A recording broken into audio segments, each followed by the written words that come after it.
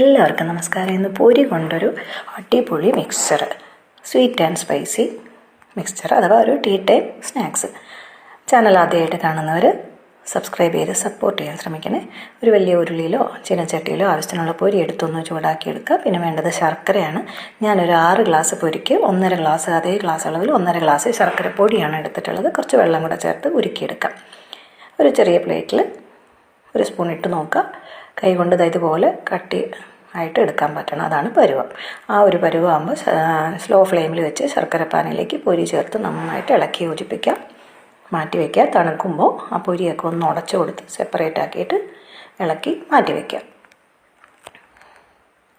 ഒരു 10 പപ്പടം ഇതുപോലെ കഷ്ണങ്ങളാക്കിയെടുത്തത് വെളിച്ചെണ്ണയിൽ വറുത്ത് കോരിയെടുക്കുക. 2 പിടി പൊട്ടുകടലയും 2 പിടി നിലക്കടലയും കൂടെ അതുപോലെ വറുത്തെടുക്കുക.